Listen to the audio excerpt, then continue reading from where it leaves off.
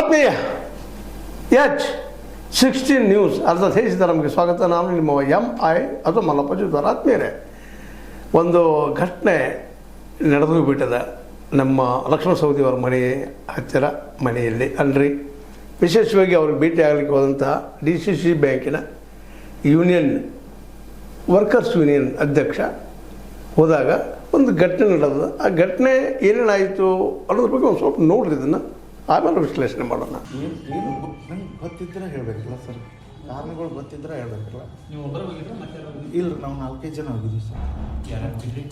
ನಾನು ರೀ, ನಮ್ದು ಇನ್ನೊಬ್ಬರು ಕಮತಿಗೆ ಅವ್ರ ಹತ್ತದ ರೀ, ಅಭಯ್ ಲಕ್ಡಿ ಅಂತ ರೀ, ಮಾಬಲ್ ಪಾಟೀಲ್ ಅಂತ 4 ಮಂದಿ ನಾವು ಹೋಗಿದ್ದೀವಿ ರೀ. ಎಲ್ಲರ ಮೇಲೆ ಅಲ್ಲೇ ಆಗಿದ್ರು. ಅವ ಕಮತಿಗೆ ಅವ್ರ ಮೇಲೂ ಎಲ್ಲ ನಮ್ಮ 4 ಮಂದಿ ಮೇಲೆ ಅಲ್ಲೇ ಮಾಡ್ಯಾರ. ಅವ್ರಿಗೆ ಕಡಿಮೆ ಮಾಡಿರಿ, ನನಗೊಂದು ಸ್ವಲ್ಪ ಜಾಸ್ತಿ ಮಾಡಿದ್ದಾರೆ.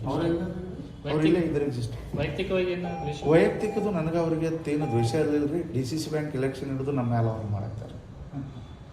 ನಾವು ಜಾರಕಿಹೊಳಿ ಫಾಲೋವರ್ಸ್ ಅಂತ ಹೇಳಿ ನಮ್ಮ ಮೇಲೆ ಅಷ್ಟೊಂದು ಅತಿ ಹಲ್ಲೆ ಮಾಡಾಕ್ತಾರೆ. ಪಾಪ ಜಾರಕಿಹೊಳಿ ಸಾವ್ಕಾರು ಯಾವಾಗೂ ಅವ್ರ ಬಗ್ಗೆ ನಮ್ಮ ಮುಂದೆ ಯಾವಾಗೂ ಏನೂ ಕೆಟ್ಟದ್ದು ಮಾತಾಡಂಗಿಲ್ಲ ಇದ್ದಿದ್ದೆ ಸರ್. ಏನೇನು ಯೂಸ್ ಮಾಡಿ ಗೊತ್ತಾಗಲಿಲ್ಲ ಸರ್. ಚೆನ್ನಾಗಿ ಭಾಳ ಐತ್ರಿ ಅನ್ನತ್ತೆ. ನಂಗೆ ಅಷ್ಟು ಎಲ್ಲರೂ ಫಿಲ್ಮ್ದಾಗ ಬೆಳಿತಾರಲ್ಲ ಆ ರೀತಿ ಬೆಳೆಯಕತ್ತ ಟೈಮ್ನಾಗ ನಾ ಐಡೆಂಟಿಫೈ ಮಾಡೋಕ್ಕಾಗಲಿಲ್ಲ ಸರ್. ಅದನ್ನು ನಾನು ಹಿಂಗೆ ಇದು ಮಾಡೋದೇ ಹೆಚ್ಚಾದ್ರೆ ಒಬ್ರು ಅಂದಾಜು ಒಂದು 20-30 ಮಂದಿ ಅಲ್ಲಿ ಭಾಳ ಇತ್ತು ರೀ. ಬಡಿದ್ರಾಗ ಒಂದು 20-30 ಬಡ್ದಾರ. ಚಿದಾನಂದ ಸೌದಿ, ಲಕ್ಷ್ಮಣ ಸೌದಿ ಅವ್ರು ಬಡ್ದ ಬಳಕ ಬೆಂಬಲಿಗರು ಹೊಡ್ಯಾರ. ಪಿಕ್ಚರ್ ಅಂದಿದ್ಲೇ ಸ್ಟಾರ್ಟ್ ಮಾಡಿ ಎಲ್ಲರೂ ಹೊಡ್ದಾರ ಸರ್. ಫಸ್ಟ್ ಕೈ ಎತ್ತಿದ ಅವ್ರು. ನೀವು ಯಾಕೆ ಹೋಗಿರೋ ಮನೆಗೆ?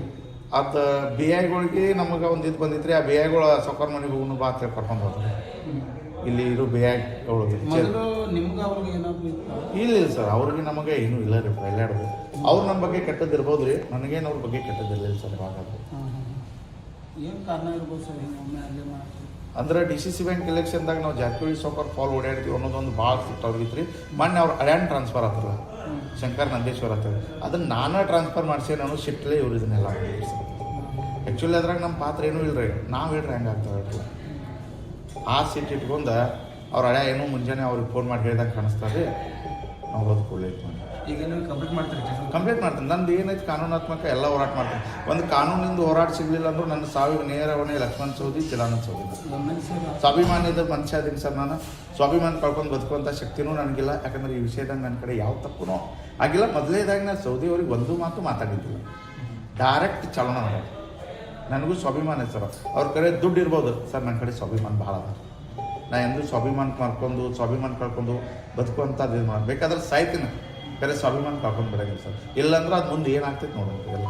ಪೊಲೀಸ್ ಇಲಾಖೆಗೆ ಏನು ಮನೆ ಮಾಡ್ತೀರಿ? ಪೊಲೀಸ್ ಇಲಾಖೆನೂ ಇತ್ತು ಸರ್. ಅಲ್ಲಿ ಪೊಲೀಸ್ ಇಲಾಖೆಯವರು ಇದ್ದಾರೆ. ಪಾಪ ಅವರು ಎಲ್ಲ ಹಿಂಗಾಗಬಾರ್ದು. ಅವ್ರ ಫೀಲಿಂಗ್ಸ್ ನಂಗೆ ಅರ್ಥ ಅದು ಸರ್. ಬಟ್ ಅಧಿಕಾರದ ದಬ್ಬಾಳಿಕೆಯಿಂದ ಅವರು ಏನು ಮಾಡಲಾರ್ದಂಥ ಪರಿಸ್ಥಿತಿ ಒಳಗಿದ್ದಾರೆ. ಬಟ್ ಅವ್ರ ಬಗ್ಗೆ ನಂದು ಆರೋಪ ಇಲ್ಲ. ಸರ್ ನಿಂಗರಾಜ್ ಕರೆನ್ ಅವ್ರು ಅಂತೇಳಿ ಸರ್, DCC ಬ್ಯಾಂಕ್ ನೌಕರರ ಸಂಘದ ಜಿಲ್ಲಾ ಅಧ್ಯಕ್ಷ ಆಗಿದ್ದೀನಿ ಸರ್. ಮಾಡಿದ್ರಿ ಗಲಾಟೆ ಇಲ್ಲ ಇಲ್ಲಿ. ಅವು ಜಿಲ್ಲಾ ಮಧ್ಯವರ್ತಿ ಬ್ಯಾಂಕಿನ ಎಂಪ್ಲಾಯಿಗಳು ಅವರವ್ರ ಯೂನಿಯನ್ದಲ್ಲಿ ಏನೋ ಸ್ವಲ್ಪ ಸಮಸ್ಯೆಗಳಿದ್ದು ಅದನ್ನು ಇಲ್ಲಿ ಚರ್ಚೆ ಮಾಡಲಿಕ್ಕೆ ಅವರೇ ಬಂದರು. ನಮ್ಮ ಮಧ್ಯದಲ್ಲಿ ಕೆಲವೊಂದು ಭಿನ್ನಾಭಿಪ್ರಾಯಗಳು ಬರ್ತಾಯಿದ್ದಾವೆ. ಯೂನಿಯನ್ದಲ್ಲಿ ಅಧ್ಯಕ್ಷರು ನಮಗೆ ಹಣ ಕೊಡಬೇಕು ಅಂತ ಹೇಳಿ ಒತ್ತಾಯ ಆಗ್ತಾಯಿತ್ತು. ಈ ವಿಷಯ ನಮ್ಮ ಮಧ್ಯದಲ್ಲಿ ಚರ್ಚೆ ಮಾಡ್ತಕ್ಕಂಥದ್ದಲ್ಲ. ನೀವು ಹೊರಗಡೆ ನಿಂತ್ಕೊಂಡು ನೀವು ಮಾಡ್ಕೋಬೇಕು ಅಂತಂದು ಇಷ್ಟು ಚರ್ಚೆ ಮಾಡಿದ್ರು ಅವರು. ನಾನು ಹೇಳಿ ಕಳಿಸಿದೆ, ನಿಮ್ಮಲ್ಲಿ ಏನೋ ಭಿನ್ನಾಭಿಪ್ರಾಯ ಇದ್ದಾವೆ ಅದನ್ನು ನಿಮ್ಮಲ್ಲಿ ಬಗೆಹರಿಸ್ಕೊಡ್ರಿ ಅಂತ ಹೇಳಿದೆ ನಾನು. ಆಮೇಲೆ ಹೊರಗೆ ಅಲ್ಲಿ ಶ್ರೀಕಾಂತ್ ಆಲೂರು ಅಂತಕ್ಕಂಥ ಒಬ್ಬ ಹುಡುಗ ಕಾರ್ಯಕರ್ತ, ನಾವು ಈ ವಿಷಯ ಇಲ್ಲೇ ಯಾಕೆ ತಂದಿರಿ, ಅದು ನಿಮ್ಮಲ್ಲೇ ಬಗೆಹರಿಸ್ಕೊಡ್ಲ ನಿಮ್ಮ ಸಾಹೇಬ್ರ ಕಡೆ ಯಾಕೆ ತಂದಿರಿ ಅಂತ ಕೇಳಿದಾಗ ಅವಾಗ ಅವಾಜ್ ಶಬ್ದದಿಂದ ಬೈದರು. ಯಾರಿಗೂ ಶ್ರೀಕಾಂತ್ ಆಲೂರು ಅವ್ನಿಗೆ ಜಾತಿ ನಿಂದನೆಯೂ ಮಾಡಿದರು. ಆಮೇಲೆ ಅವರವರಲ್ಲಿಗೆ ಅದು ನೋಕಾಟಾಗಿ ಆಮೇಲೆ ಇಲ್ಲಿಂದ ಹೊರಗೆ ಕಳಿಸಿದ್ರು. ಇನ್ನೇನೋ ಇದ್ರೆ ಜಗಳ ಮಾಡ್ಕೊಂಡು ಹೋದ್ರೆ ಹೊರಗೆ ಹೋಗಿ ಅಂತ ಕಳಿಸಿದ್ರು. ಶ್ರೀಕಾಂತ್ ಆಲೂರ್ಗೆ ಮತ್ತು ಅವರಿಗೆ ಆಗಿರ್ತಕ್ಕಂಥದ್ದು ಮುಖವಾದ. ಅವನಿಗೆ ಅವಾಜಿ ಶಬ್ದದಿಂದ ಬೈತಾ ಇದ್ದ. ಅದನ್ನು ನೋಡಿ ಅವರು ಕೈ ಮೆಲಾಸಕತ್ತಿದ್ರು. ನಮ್ಮ ಹುಡುಗರೆಲ್ಲ ಕುಡಿಸಿದ್ದು ಹೊರಗೆ ಹೋಗಿ ಇಲ್ಲಿ ಬೇಡ ಅಂತ ಕಳಿಸಿದ್ದಿಷ್ಟೇ ಬಿಟ್ಟರೆ ನಮಗೇನದು. ನೋಡಿದ್ರಲ್ಲ, ಆಲಿಸಿದ್ರಲ್ಲ, ಇದು ಯಾಕೆ ಹಿಂಗಾಯಿತು, ಏನಿದ್ರೆ ಹಿಂದಿದ್ದ ಮರ್ಮ, ಯೂನಿಯನ್ ಅಧ್ಯಕ್ಷರಿಗೆ ಯಾಕೆ ಹೋದರು, ಏನು ಅವ್ರ ಸಮಸ್ಯೆ, ಇನ್ನು ಅವರು ಬಿಡಿಸಿಡ್ಬೇಕು ಅದನ್ನು.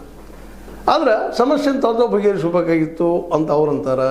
ಅದೇ ಕಾಲಾಗಿ ಇಲ್ಲ ನಮ್ಗೆ ಹೊಡೆದ್ರು, ನಮಗೆ ಅವ್ರು ಏನು ವೀರತ್ವಿಲ್ಲ ಅಂತ ಈ ವರ್ಕರ್ ಯೂನಿಯನ್ ಹೊಡಿಸ್ಕೊಂಡವ್ರು ಹೇಳ್ತಾ ಇದ್ದಾರೆ.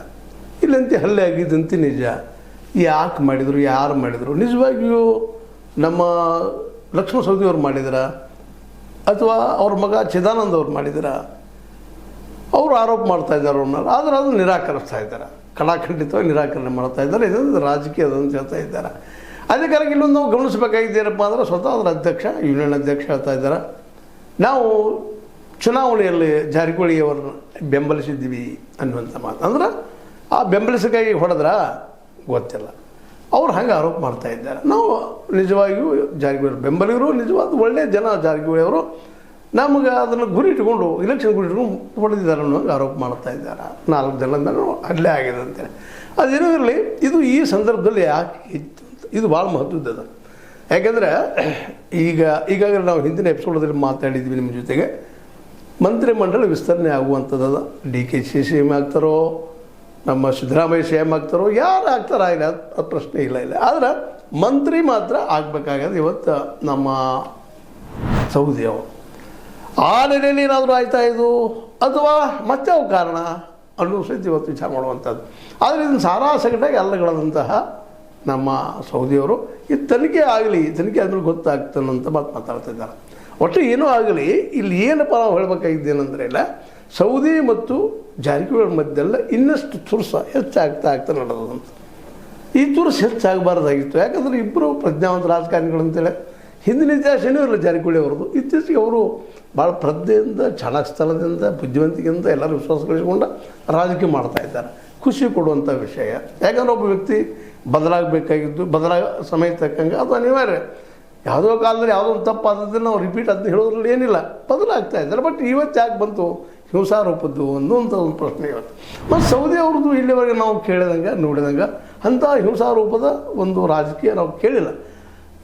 ಎಲ್ಲರೂ ನಡೆದಿರ್ಬೋದಿಲ್ಲ ಅಂತ ಹೇಳಕ್ಕೆ ಆಗೋದಿಲ್ಲ. ರಾಜಕೀಯ ಜೀವನದಲ್ಲೇ ಲಾಂಗ್ ಟೈಮ್ ರಾಜಕೀಯ ಜೀವನದಲ್ಲೇ ಏನೋ ಘಟನೆಗಳಾಗಿರ್ತವೆ. ಆದರೂ ಸಹಿತ ನಮ್ಮ ಸೌದಿಯವ್ರ ಬದಲಾಗಿ ಒಂದು ಮಾತನ್ನ ಏನಪ್ಪ ಅಂದರೆ, ಇಂಥ ಒಂದು ಗುಂಡಾಗಿ ರಾಜಕೀಯ ವಿಶೇಷ ಕಡಿಮೆನೋ, ಆದರೂ ರಾಜಕೀಯದಲ್ಲಿ ಏನು ಬೇಕಾದಾಗ್ತಾ ಇರ್ತದೆ, ಅದಿಲ್ಲ ಅಂತ ಅನ್ಲಿಕ್ಕೆ ಆಗೋದಿಲ್ಲ. ಯಾವ್ದು ಗುಂಡಾನೋ ಯಾವ್ದು ಅಲ್ವೋ ಅದು ಬೇರೆ ವಿಷಯ.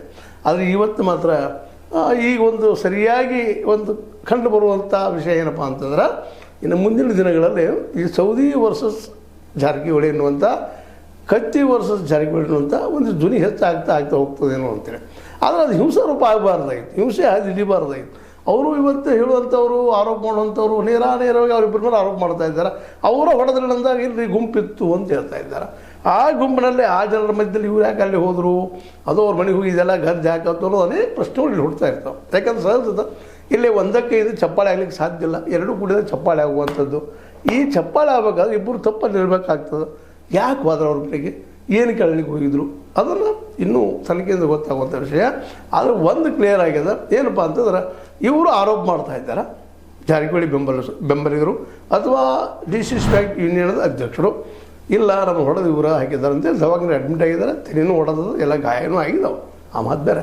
ಅವ್ರು ಆರೋಪ ಮಾಡ್ತಾ ಇದ್ದಾರೆ. ಅದೇ ಕಾಲಕ್ಕೆ ಒಬ್ಬ ಜವಾಬ್ದಾರಿ ಹೇಳಂಥ ಶಾಸಕ ಲಕ್ಷ್ಮಣ ಸವದಿ ಅವರು, ಇಲ್ಲಪ್ಪ ಇದೇನೂ ಇಲ್ಲ, ಇದರಿಂದ ರಾಜಕೀಯದ ಮೋಸ್ಟ್ಲಿ ಅವರು ತಮ್ಮ ರಾಜಕೀಯಕ್ಕಾಗಿ ಇದು ಮಾಡಿಸಿರಬಹುದು ಅನ್ನೋಂಗೆ ಮಾತಾಡ್ತಾ ಇದ್ದಾರೆ. ಅಂದರೆ ಇದು ಒಂದು ಕ್ಲಿಯರ್ ಆಗ್ತಾ ಹೋಗ್ತಾ ಇದೆ. ಈ ರಾಜಕೀಯ ಇರೋದ ಹಿಂಸಾತ್ಮಕ ರಾಜಕೀಯ ಅನ್ರಿ ಅಥವಾ ಟೀಕಾತ್ಮಕ ರಾಜಕೀಯ ಅನ್ರಿ, ಟೀಕೆ ಇರಲಿ, ವಿಮರ್ಶೆ ಇರಲಿ, ತಪ್ಪುಗಳನ್ನು ಹೇಳುವಂಥದ್ದಾಗಲಿ, ಇದೆಲ್ಲ ಸರಿ ರಾಜಕೀಯದಲ್ಲೇ. ಮತ್ತು ತಮ್ಮಿಂದ ಏನು ಸಾಧ್ಯದನ್ನು ಹೇಳಿ. ಆದರೆ ಇದು ಕೈ ಮಿಲಾಯಿಸುವಂಗೆ, ಅದು ಜಗಾಡುವಂಗೆ ಈ ರಾಜಕೀಯ ಆಗಬಾರ್ದು. ಇದನ್ನು ನಾವು ಜಾರಕಿಹೊಳಿ ಅವರಿಂದನೂ ಅಪೇಕ್ಷೆ ಮಾಡಲಿಕ್ಕೆ ಸಾಧ್ಯ ಇಲ್ಲ, ಜೊತೆಗೆ ನಮ್ಮ ಸೌದಿ ಅವರಿಂದನೂ ಸಾಧ್ಯ ಇಲ್ಲ. ಸೌದಿ ಅವ್ರ ಇತಿಹಾಸ ಗಮನಿಸಿದಾಗ ಇದು ಸಾಧ್ಯವಾ ಅಂತ ಪ್ರಶ್ನೆ ಮಾತ್ರ ಹುಟ್ಟೋದು ಸಹಜದ. ಆದರೂ ಕೆಲವು ಮನುಷ್ಯ ತನ್ನ ತಿಳಿಲಾರು ತಪ್ಪು ಮಾಡ್ತಾ ಇರ್ತಾನೆ. ಆದರೆ ಅವರು ಮಾಡಿಲ್ಲ, ಬೇರೆದವ್ರು ಬೆಂಬಲಿಗರು ಮಾಡಿರಬೇಕು ಅನ್ನೋಂಥ ಮಾತು ಇಲ್ಲಿ ಅನ್ನಿಸ್ತದೆ. ಯಾರೋ ಶ್ರೀಕಾಂತ್ ಅಂತ ನನಗೆ ಧ್ವನಿ ಹೆಸರು ಬರ್ತಾಯಿದೆ, ಅವ್ರಿಗೇನೋ ಅವಾಚ್ಯವಾಗಿ ಇವರು ಬೇಯಿದ್ರು ಅಂತ ಏನೋ ಬರ್ತಾಯಿದೆ. ಅವಾಚ್ಯವಾಗಿ ಯಾಕೆ ಬೇಯಿದ್ರು, ಯಾರನ್ನು ಬೇಯಿದ್ರು ಇನ್ನೂ ಕ್ಲಿಯರ್ ಆಗಿಲ್ಲ. ಅದು ನಮ್ಮ ಸೌದಿ ಅವ್ರು ಹೇಳುವಂಥ ಮಾತು. ಅಂದ್ರೆ ಇಲ್ಲೇ ಏನೋ ಆಗ್ಯದ, ಅವರ ನಡುಗಿನ ಒಂದು ತಿಕ್ಕಾಟವನ ಅದು ಸೌದಿಯವರು ಅವ್ರ ಮಗ ಇಬ್ಬರು ಕೂಡ ಹೊಡೆದಂತ ಹೇಳುವ ಮೂಲಕ ಒಂದು ರಾಜಕೀಯ ಬಣ್ಣ ಕೊಡೋ ಪ್ರಯತ್ನ ಮಾಡ್ತಾ ಇದ್ದಾರೆ ಇವರು ಯೂನಿಯನ್ದವರು ಅನ್ನೋಂಥ ಒಂದು ಸಂಶಯ ಬರ್ತದೆ. ಅದ್ರ ತನಿಖೆ ಆಗಬೇಕಾಗ್ತದೆ. ಅದಕ್ಕೆ ಜೊತೆಗಿಲ್ಲೇ ಒಂದಿಷ್ಟು ಜಾರಕಿಹೊಳಿ ಅವ್ರ ಇತಿಹಾಸ ಒಂದಿಷ್ಟು ಏನಪ್ಪ ಅಂದ್ರೆ ಉಗ್ರವಾಗಿರೋದ್ರಿಂದಾಗೆ ಮತ್ತು ರಿಪೀಟ್ ಆಗ್ತಾ ಇದೆಯಾ ಅನ್ನೋದು ಸಂಶಯನೂ ಬರ್ತಾ ಇದೆ. ಆದರೂ ಇದನ್ನು ಒಂದೇ ಅಂತಲ್ಲ, ಒಂದು ಕಡತಕ್ಕೆ ಹಳ್ಳ ಕಡ್ದಂಗೆ ಹೇಳಬಾರ್ದಾಗ್ಯದ. ಯಾಕಂದ್ರೆ ಅವ್ರಿಗೂ ಅವ್ರಿಗೆ ಗೊತ್ತಿಲ್ಲದೆ ಇವತ್ತಿನ ಅನೇಕ ಅವರ ಅಭಿಮಾನಿಗಳು ಅವ್ರ ಹೆಸರು ತಪ್ಪು ಮಾಡೋದನ್ನು ನಾವು ನೋಡ್ತಾ ಇರ್ತೀವಿ. ಎಲ್ಲ ಕಡೆ ಸಹಜವಾಗಿ ಅಂತ ಅವ್ರ ಅಭಿಮಾನಿಗಳು ಭಾಳ ಜನ ಇದ್ದಾರೆ, ಅವ್ರ ಹೆಸರು ಹೇಳ್ಕೊಂಡು ಏನೇನೋ ಮಾಡ್ತಾ ಇರ್ತಾರೆ. ಅದು ಅವ್ರು ಮಾಡಿದ್ದಾರೆ ಅಂತ ಅಲ್ಲ, ಆದರೆ ಅವ್ರ ಅಭಿಮಾನಿಗಳು ಒಂದಿಷ್ಟು ನಿರಂತರವಾಗಿ ಅಲ್ಲಲ್ಲೇ ಅವ್ರ ಹೆಸರು ಹೇಳ್ಕೊಂಡು ಏನೋ ಮಾಡ್ತಾ ಇರ್ತಾರೆ. ಹಂಗೇನಾದರೂ ಇವರು ಇಲ್ಲಿ ಅವ್ರ ಹೆಸರು ಹೇಳ್ತಾ ಇದ್ದಾರೆ. ಯಾಕಂದ್ರೆ ಯಾರ್ದು ಹೆಸರು ಹೇಳಿ ತಮ್ಮ ರಾಜಕೀಯ ಬೇಳೆ ಬೇಯಿಸ್ಕೊಳ್ಳೋದು, ತಮ್ಮ ವೈಯಕ್ತಿಕ ಲಾಭ ಬೇಳೆ ಬೇಯಿಸ್ಕೊಳ್ಳೋದು ಒಂದು ಸಾಮಾನ್ಯ ನಡೆಯುವಂಥ ಒಂದು ಘಟನೆ. ಅದರಲ್ಲೂ ಜಾರಕಿಹೊಳಿಯವರ ಬೆಂಬಲಿಗರಲ್ಲಿ ಇದನ್ನು ನಾವು ಸಾಮಾನ್ಯವಾಗಿ ನೋಡ್ತಾ ಇರ್ತೀವಿ. ಯಾವುದೋ ಆಫೀಸ್ಗೆ ಹೋಗೋದು, ಧಮಕಿ ಕೊಡೋದು, ಮತ್ತೇನು ಮಾಡೋದು, ನಾವು ಸಾಹೇಬ್ರ ಪಿ ಎ ಅಂತ ಹೇಳೋದು, ಇಂಥವು ನಾವು ಕೇಳಿದ್ದೀವಿ ಸಾಕಷ್ಟಾಗೆ. ಆದರೆ ಇದು ಅಲ್ಲಿ ಅದೇ ರೀತಿ ಅಂತ ನಾನು ಹೇಳೋಕ್ಕೆ ಹೋಗೋದಿಲ್ಲ. ಯಾಕಂದ್ರೆ ಈಗಂತಿ ಸ್ವತಃ ಸೌದಿಯವರ ಹೇಳಿದ್ದು ನೋಡ್ತೀನಪ್ಪ ಅಂತಂದ್ರೆ, ಮತ್ತು ಅವರು ಈ ಒಂದು ಪೆಟ್ಟಂಥ ವ್ಯಕ್ತಿ ಯೂನಿಯನ್ ಅಧ್ಯಕ್ಷ ಹೇಳೋದು ನೋಡ್ತೀನಪ್ಪ ಅಂತಂದ್ರೆ, ಅವರಂತೆ ನಿಶ್ಚಿತವಾಗಿಯೂ ಜಾರಕಿಹೊಳಿಯವ್ರ ಬೆಂಬಲಿಗರು ಮತ್ತು DCC ಬ್ಯಾಂಕಿನ ಇಲೆಕ್ಷನ್ದಲ್ಲೇ ಅವರಿದ್ದಂಥವ್ರು ಸೌದಿಯನ್ನು ವಿರೋಧ ಮಾಡಿದ್ದು ಸತ್ಯನದು. ಆದರೆ ಈಗ ಅಲ್ಲಿ ಯಾಕೆ ಹೋದ್ರು ಅವ್ರ ಮನೆಗೆ ಅನ್ನೋದು ಇವತ್ತು ಮೊದಲನೇ ಮೂಲಭೂತ ಪ್ರಶ್ನೆ. ಅದೇನಿದ್ರು ಅವ್ರು ಆಫೀಸ್ ಹೋಗಿ ಮತ್ತೆ ಹೋಗಿ ಮಾತಾಡಬೇಕಾಗಿತ್ತು, ಅವ್ರ ಮನೆಗೆ ಹೋಗುವಂಥ ಅವಶ್ಯಕತೆ ಏನಿತ್ತು ಅವ್ರಿಗೆ ಅನ್ನೋದು ಇನ್ನು ಅದನ್ನು ತನಿಖೆ ಮಾಡಿದಂಗೆ ಅಲ್ಲಿ ಯಾಕೆ ಹೋದ್ರು ಅಂದಂಗೆ. ಇವ್ರ ಇನ್ನೂ 4 ಜನ ಇದ್ದಾರೆ, ಅವ್ರು 3 ಜನ ಇದ್ದಾರೆ, ಇವ್ರು 4 ಜನ ಅಂತ ಅವ್ರು ಅಂತ ಇದ್ದಾರೆ. ಅದು ಎಷ್ಟು ಜನ ಇದ್ದಾರೆ, ಮತ್ತು ಅಲ್ಲಿ 15-20 ಜನ ಯಾರ್ಯಾರು ಅವರು ಏನು ಸೌದಿಯವರ ಬೆಂಬಲಿಗರ, ಅಂದರೆ ಅವು ಬೆಂಬಲಿಗರ ಮಧ್ಯಸ್ಥಿ ಕಾಟ ಆಯ್ತಪ್ಪ ಅಂದರೆ ಮತ್ತೊಂದು ರೂಪ ಹಿಡ್ಕೊಂಡು ಹೋಗ್ತದೆ ಇದು. ಆದರೆ ಒಟ್ಟಾರೆಯಾಗಿ ಹಿಂಸಾ ರೂಪದ ಇವತ್ತಿನ ಈ ಘಟನೆ ನಿಶ್ಚಿತವಾಗಿಯೂ ಇದು ಸೌದಿಯವರಿಗೂ ಮತ್ತು ಅದೇ ಕಾಲ ಜಾರಕಿಹೊಳಿಯವರಿಗೂ ಒಂದು ಕಳಂಕ ಅಂತ ಹೇಳ್ಬೇಕಾಗ್ತದೆ, ಕಪ್ಪು ಚುಕ್ಕಿ ಅಂತ. ಇದಕ್ಕೆ ಆಸ್ಪದ ಅವರಿಬ್ಬರು ಕೊಡಲೇಬಾರ್ದು. ಅದರಲ್ಲೂ ತಮ್ಮ ಅಭಿಮಾನಿಗಳಿಗೆ ಕಟ್ಟರಾಗಿ ಹೇಳಬೇಕಾಗಿದೆ, ನಮ್ಮ ಹೆಸರನ್ನು ಅನಗತ್ಯ ಕೆಟ್ಟದಕ್ಕೆ ಬಳಸ್ಕೊಡೋದು ಅನ್ನುವಂಥ ಮಾತನ್ನು. ಯಾಕಂದ್ರೆ ಆಯ್ತು ಒಮ್ಮೆ ಮಿಲ್ಲಂತಲ್ಲ, ಯಾಕಂದ್ರೆ ಸಹಜವಾಗಿ ಅಭಿಮಾನಿಗಳು ಒಂದು ಅಂಧಾಭಿಮಾನಿ ತಪ್ಪುಗಳು ಆಗ್ತಾಯಿರ್ತವೆ. ರಾಜ್ಕುಮಾರ್ ಅವರು ಒಳ್ಳೆಯವರು ಇದ್ದರು, ಆದರೆ ಅವ್ರ ಅಭಿಮಾನಿಗಳ ಮೀನು ತಪ್ಪುಗಳು ಆಗ್ತಾಯಿದ್ವು. ಹಾಗೆ ಇಲ್ಲೂ ಜಾರಕಿಹೊಳಿಯವರು ಒಳ್ಳೆಯವರು ಆಗಿದ್ದಾರೆ, ಇವತ್ತು ಸೌದಿಯವರು ಅವರು ಒಳ್ಳೆಯವರಾಗಿದ್ದಾರೆ. ಅವ್ರ ಅಭಿಮಾನಿಗಳ ತಿಕ್ಕಾಟ ಅವ್ರಿಗೆ ತಲೆಗೆ ತಂದು ಕಟ್ಟೆ ಮುಂದಿನ ರಾಜಕೀಯ ಬದಲಾವಣೆ ಏನಾದರೂ ಅಡ್ಡ ಬರುವಂಥ ಸಾಧ್ಯತೆಗಳು ಇರ್ತಾವೆ. ಆ ದಿಶೆಯಲ್ಲ ಏನಾದ ರಾಜಕೀಯವಾಗಿ ಅವ್ರು ಅರ್ಥದಲ್ಲಿ ಮಾಡಿಸಲಾಗಿ ಮಾಡಿದಾರೋ ಇದನ್ನು, ಇಲ್ಲ ಅವರ ಮಾಡಿದಾರೋ ಅಂತ ಅವರು ಹೇಳ್ತಾ ಇಲ್ಲ, ನಮಗೇನು ಅವ್ರು ಕಳಿಸಿ ನಾವು ಬಂದಿವಿ ಅಂತ ಅವ್ರು ಹೇಳ್ತಾ ಇದ್ದಾರೆ. ಒಟ್ಟಾರೆಯಾಗಿ ಗೊಂದಲದ ಈಗಂತೂ ಇದಕ್ಕೆ ಸೌದಿಯವರಂತೂ ಕ್ಲಿಯರೆನ್ಸ್ ಅಂತ ಕೊಟ್ಬಿಟ್ಟಿದ್ದಾರೆ, ನಮಗೇನು ಸಂಬಂಧ ಇಲ್ಲ ಅಂತೇಳಿ, ನನಗಾಯಿತು ನನ್ನ ಮಗನಿಗೆ ಆಯಿತು ಅನ್ನೋ ಹಂಗೆ ಹೇಳಿದ್ದಾರೆ. ಇನ್ನು ತನಿಖೆ ಯಾವ ರೂಪದ ಆಗ್ತದೆ ನೋಡು ಅಂತ ಹೇಳ್ತಾ ಒಟ್ಟಾರೆಯಾಗಿ ಸೌದಿ ವರ್ಸಸ್ ಜಾರಕಿಹೊಳಿ ಅವರ ಒಂದು ಏನಪ್ಪ ತಿಕ್ಕಾಟ, ರಾಜಕೀಯ ತಿಕ್ಕಾಟ ಇನ್ನೂ ರಂಗೇರೋ ಸಾಧ್ಯತೆಗಳು ಹೆಚ್ಚಾಗಿದ್ದಾವೆ. ಮತ್ತು ಇದ್ರ ಜೊತೆ ಈಗ ನಿಮ್ಮ ಜೊತೆ ಹಿಂದಿನ ಎಪಿಸೋಡಲ್ಲಿ ಹೇಳಿದ್ದೀನಿ ನಾನು, ಮಂತ್ರಿಗಿರಿ ಸಿಗದೆ ಹೋದರೆ ನಿಶ್ಚಿತವಾಗಿ ಸೌದಿಯವರು BJPಗೆ ಜಿಗಿಯುವುದು ನಿಶ್ಚಿತ ಅನ್ನಿಸ್ತಾ ಇದೆ. ಎಲ್ಲ ಘಟನೆ ನೋಡಿದಾಗ ನೋಡೋಣ, ಇದೇ ಸತ್ಯ ಅಂತಲ್ಲ, ಟೈಮ್ ಇಸ್ ದೇರ್ ಅಂತ ಹೇಳ್ತಾ ಇದು ನಿಮ್ಗೆ ಲೈಕ್ ಆಗಿರ್ಬೋದು. ಲೈಕ್ ಮಾಡಿ, ಶೇರ್ ಮಾಡಿ, ಕಮೆಂಟ್ ಮಾಡಿ, ಜೊತೆ ಸಬ್ಸ್ಕ್ರೈಬ್ ಮಾಡಿ. ಯಾಕೆ 60 ನ್ಯೂಸ್ ಅರ್ಥ ತಿಳಿಸಿದ್ದಾರೆ, ಸತ್ಯದ ಕೈಗೆ ನೋಡಿ ವಂದನೆಗಳು.